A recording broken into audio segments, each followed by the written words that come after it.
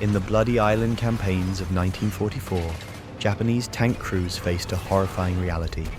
Their own tanks were more dangerous to them than the enemy.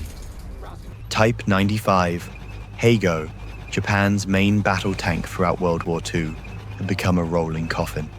American machine guns could punch through its armor. Soviet anti-tank rounds penetrated from any angle. And when facing Allied Shermans, Japanese crews knew they had only one option left: suicidal ramming attacks, because their guns simply couldn't penetrate enemy armor. How did Japan's most produced tank become such a death trap? How did a machine designed to spearhead conquest become the symbol of military failure? You're about to discover the tragic story of the Type 95 Heigo and why its crews paid the ultimate price for Japan's catastrophic miscalculations. When the Type 95 Heigo first rolled off production lines in 1935, it seemed to embody everything the Imperial Japanese Army wanted. Weighing just 7,500 kilograms, lighter than most modern SUVs, it was designed for mobility above all else. The Japanese prioritized one thing: getting tanks quickly across Asia's diverse terrain by rail and ship to support their expanding empire. But this obsession with weight came at a devastating cost.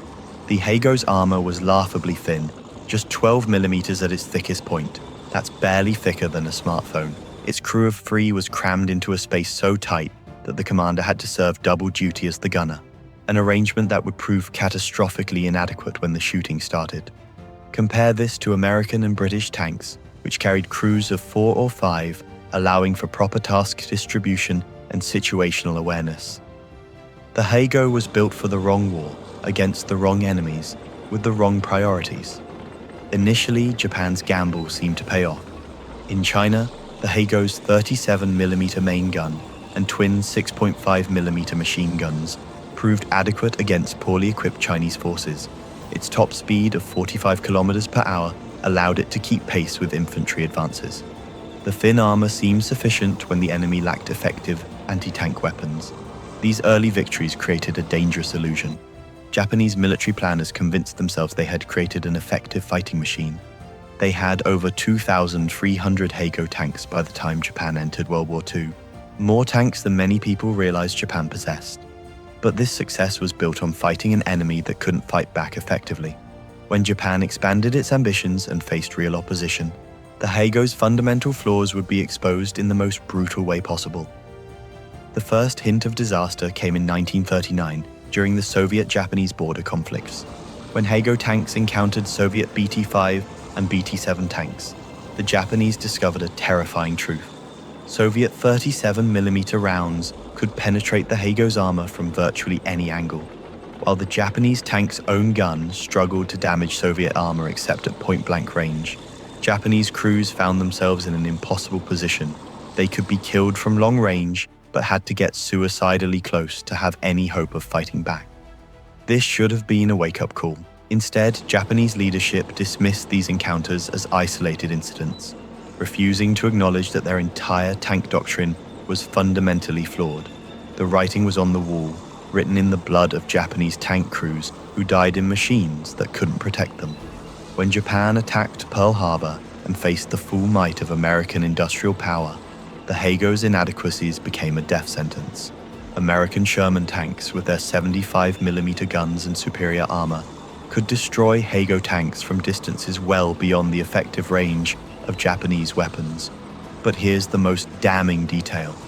American crews reported that their machine guns alone could penetrate the Heigo's paper-thin armor. Think about that for a moment. A tank, supposedly the ultimate armored weapon, could be destroyed by machine gun fire. Japanese tank crews were essentially driving into battle in aluminum-skinned targets. During the island-hopping campaigns of 1944 and 1945, Heigo crews faced a horrific choice: certain death at long range or certain death in desperate ramming attacks. Many chose the latter, knowing their guns were useless but hoping to at least damage an enemy tank through collision. These weren't tactical decisions. They were acts of desperation by brave men trapped in death machines. The Heigo's mechanical vulnerabilities were so severe that American forces discovered they could disable the tank's turret traverse by simply jamming a canteen bottle or even a knife into the mechanism. The US Army was so impressed by this crude but effective tactic that they actually produced training videos demonstrating the technique. Imagine that, a main battle tank rendered helpless by a water bottle. On Iwo Jima, US Marine, the cramped conditions inside the Hago made an already impossible situation worse. With just 3 crew members, the tank commander had to simultaneously lead, communicate, load, and aim, tasks that overwhelmed even experienced crews in combat. When you're being shot at by enemies you can't effectively fight back against, while working in a space barely larger than a phone booth, combat effectiveness becomes impossible. Japanese tank crews weren't cowards. They were victims of their own military's catastrophic failures. They fought bravely against impossible odds, but courage couldn't overcome the fundamental inadequacies of their equipment. Every engagement became a near certain death sentence, and they knew it. The Hago's crew survived on average just a few battles. Compare this to American Sherman crews, who had real armor protection, effective weapons, and proper crew arrangements that gave them fighting chances in most encounters. The Hago's failures reflected deeper problems in Japanese military thinking. The Imperial Japanese Army had developed its armor doctrine based on fighting in China and Manchuria, where tanks primarily supported infantry against enemies lacking significant anti-tank capabilities. This led to a fatal emphasis on light, transportable tanks rather than vehicles capable of surviving modern warfare. While other nations continuously upgraded their tank designs based on battlefield experience, Japan's isolated position and limited industrial capacity meant the Hago remained largely unchanged throughout the war. By 1945, Japanese tanks were hopelessly outclassed on every front. Even Japan's attempts at heavier tanks, the Type 91 and Type 95 heavy tanks, were abandoned in favor of maintaining mobility. The military had learned the wrong lessons from their early victories and paid for it with thousands of lives. The Type 95 Hago wasn't just a failed tank design. It was a symbol of Japan's broader strategic miscalculations. Like many aspects of Japan's war effort, it was a weapon designed for the wrong war, fighting battles its creators never envisioned. Japanese industry proved unable to adapt to the realities of modern warfare. While American factories churned out increasingly sophisticated Shermans, improved armor, and better weapons, Japanese tank crews continued dying in machines that belonged to an earlier era of warfare. The emphasis on light, mobile forces suitable for colonial expansion proved disastrous when confronting the industrial might and technological sophistication of the United States and its allies. Today, surviving examples of the Hago in museums around the world stand as silent testimonials to the importance of realistic military planning and the tragic cost of technological overconfidence. The tank story illustrates the catastrophic consequences of failing to adapt military doctrine to changing battlefield conditions. The Hago's crews fought bravely, but their courage couldn't overcome the fundamental inadequacies of their equipment. In the end, the Type 95 Hago represents more than just a failed tank design.